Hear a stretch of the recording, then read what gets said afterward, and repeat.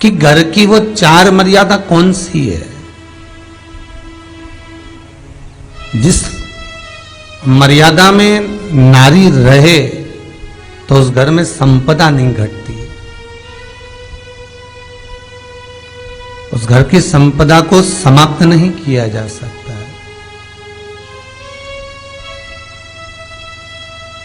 4 मर्यादा माता लक्ष्मी, मां सरस्वती के सामने माता पार्वती जी से पूछ रही है। वो मर्यादा है कौन सी जिस मर्यादा के बल पर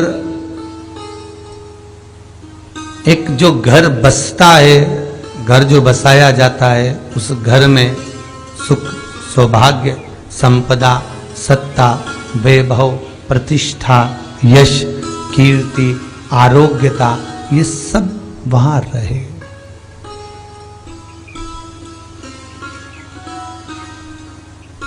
पहला, मां पार्वती ने माता लक्ष्मी को कहा, अतिथि देवो भव।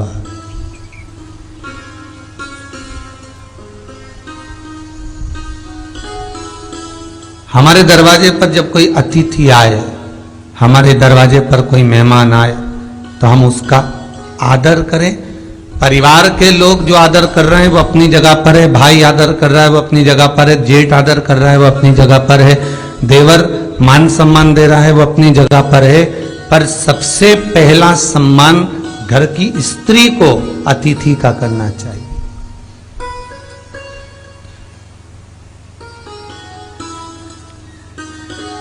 सास के मेहमान आ गए, पहचान वाले, बहुवन मालूम पड़े अपने कमरे में बैठी हुई है। मेहमानों ने आकर पूछ लिया, क्यों बहू नहीं दिख रही? बस आ रही होगी। सास गई, रसोई घर में से पानी लाकर पिला दिया। फिर मेहमानों ने पूछा, बहू नहीं दिख रही? बस आती होगी। 2 बार सास ने गिलास भी गिरा दिया कि एक आध तो आ जाओ रही ऊपर से, पर नहीं आई। जब सास ने चाय रख दी और चाय रखकर सास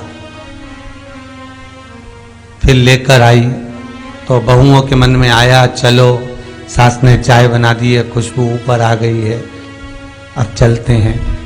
और बहू फिर नीचे आई, जो मौसी आई थी, काकी आई थी, बुआ आई थी, चाची आई थी, उनको प्रणाम करा और अंदर जाकर चाय जो बनी थी उसको पिया।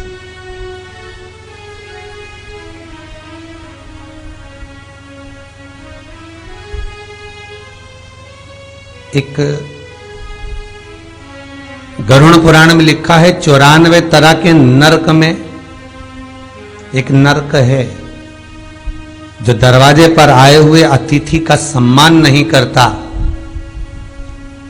उसको जल नहीं पिलाता, उसका मान सम्मान नहीं देता, उसका आतिथ्य नहीं देता, उसके लिए भी एक नरक रखा गया है।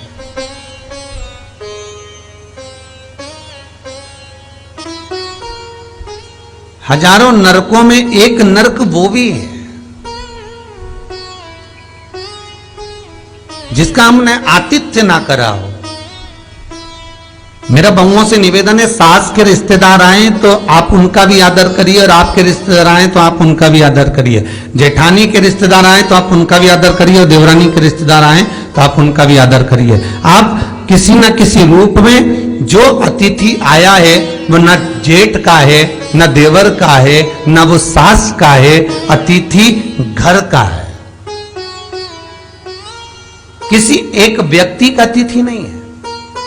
बड़ी बहू सोचे कि मैं घर की बड़ी, बड़े परिवार की, मेरे पास में बहुत धन दौलत, मैं काहे को गिनूं किसी मेहमान को।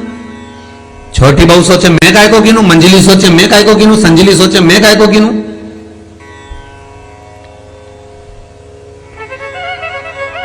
तुम्हारे माँ बाप आए, सास अगर तुम्हारे पिता से, तुम्हारी माता से बात ना करे, देवरानी बात ना करे, जेठानी बात ना करे, तो तुम्हें कैसा लगेगा कि तुम्हारे माँ बाप आए और किसी ने सम्मान नहीं करा।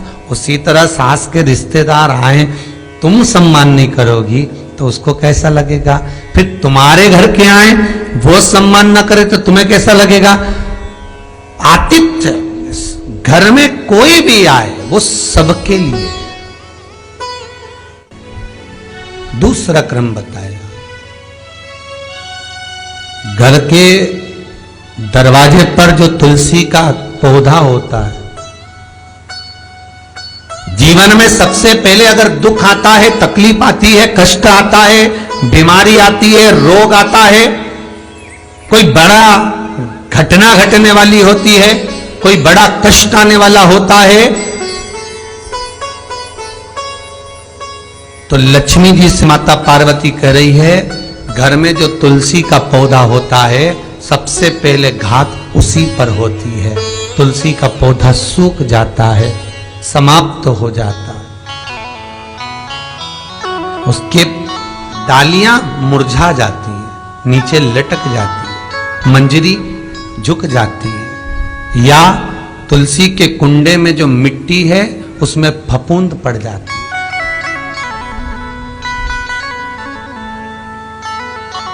कितना सुंदर बात कही है महाराज। तुलसी के क्यारे में, पद्म पुराण, तुलसी के क्यारे में जो हम जल डालते हैं, वो जल हमने जब डाला और वो जल अगर नीचे गिर रहा है, उसका भी दोष वर्णन है महाराज, उसका भी दोष हमारे शास्त्रों में वर्णित किया गया। तुलसी के क्यारे में अगर जल डाल रहे हैं और वो जल जमीन पर बह रहा है, गिर रहा है, उसका भी दोष है। तुलसी के क्यारे में उतना ही जल दिया जाए जितनी मट्टी सोख ले, 2-4 8 बूंद पानी गिरे चल जाएगा। तुलसी के क्यारे में छिद्र रहता है, बूंद बूंद पानी टपक जाए वो चल जाएगा। पर तुमने तुलसी के क्यारे में जो जल भरा, लोटा भर भर के डाल दिया, और ऊपर से जो जल कुंडा भरा कर उलीच में से, अर्थात भराने के बाद जो नीचे गिर रहा है, वो दोषपूर्ण है महाराज, उसकी दोषता है।